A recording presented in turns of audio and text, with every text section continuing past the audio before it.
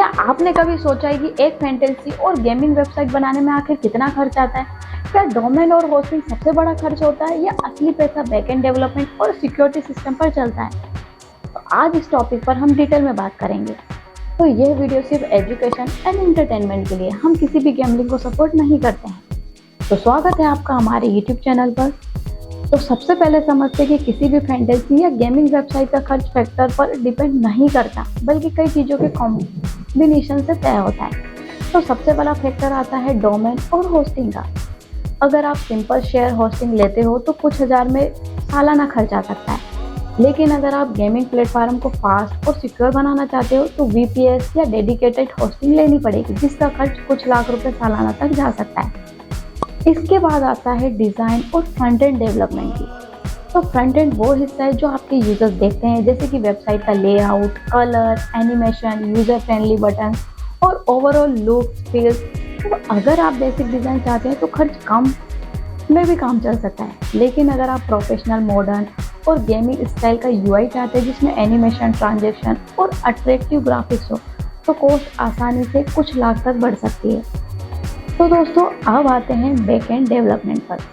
ये सबसे core part होता है क्योंकि यही पूरी वेबसाइट को चलाता है। तो फैंटेसी और गेमिंग वेबसाइट में बैकएंड को बहुत स्ट्रॉन्ग और सिक्योर रखना पड़ता है, क्योंकि यहाँ यूजर्स का डेटा, सिक्योर ट्रांजेक्शन और रियल टाइम अपडेट्स मैनेज होते हैं। तो बेसिक बैकएंड बनाने में कुछ लाख रुपए खर्च आ सकता है, लेकिन अगर आप high level scalability, time real APIs और एडवांस टेक्नोलॉजी यूज करना चाहते हैं तो खर्च और भी ज़्यादा हो सकता है। पेमेंट गेटवे इंटीग्रेशन भी एक बड़ा खर्च होता है। अगर आपकी वेबसाइट सिर्फ basic UPI card payment accept करती है तो इंटीग्रेशन का खर्च मैनेजेबल रहेगा, लेकिन अगर आप multiple payment option, instant wallet, instant withdrawal और ऑटो वेरिफिकेशन सिस्टम चाहते हैं तो इसका डेवलपमेंट और मेंटेनेंस दोनों में एक्स्ट्रा कॉस्ट आती है। तो अब बात करते हैं टेस्टिंग और मेंटेनेंस की। टेस्टिंग के बिना कोई भी गेमिंग प्लेटफॉर्म सही से रन नहीं कर सकता है। रेगुलर बग फिक्सिंग, अपडेट और सर्वर मेंटेनेंस में हर महीने कुछ हज़ार से लेकर कुछ लाख रुपए तक खर्च आ सकता है। ये एक बार का खर्च नहीं, बल्कि लॉन्ग टर्म रिकरिंग कॉस्ट होती है। तो कस्टम सपोर्ट और एडमिन पैनल डेवलपमेंट भी एक हिडन कॉस्ट फैक्टर है। फैंटेसी और गेमिंग प्लेटफॉर्म में यूजर्स को सपोर्ट देना बहुत ज़रूरी है।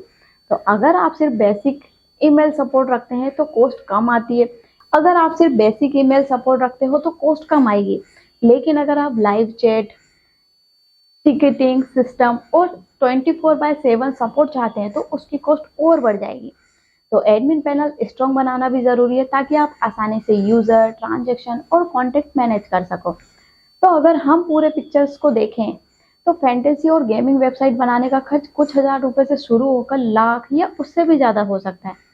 तो ये पूरी तरह डिपेंड करता है कि आप किस लेवल की वेबसाइट बनाना चाहते हो। बेसिक फीचर्स वाली वेबसाइट कम कॉस्ट में भी बन सकती है, लेकिन अगर आप हाई लेवल, सिक्योर और प्रोफेशनल गेमिंग प्लेटफॉर्म बनाना चाहते हैं तो बजट काफ़ी ज़्यादा बढ़ जाएगा।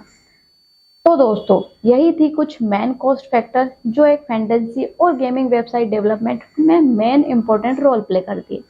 तो अगर आपको ये वीडियो यूजफुल लगा हो तो प्लीज़ इसे लाइक ज़रूर कीजिए, अपने दोस्तों के साथ शेयर कीजिए और कमेंट करके बताइए कि आपको ये हमारा वीडियो कैसा लगा। तो मिलते हैं नेक्स्ट वीडियो में, तब तक के लिए बाय बाय।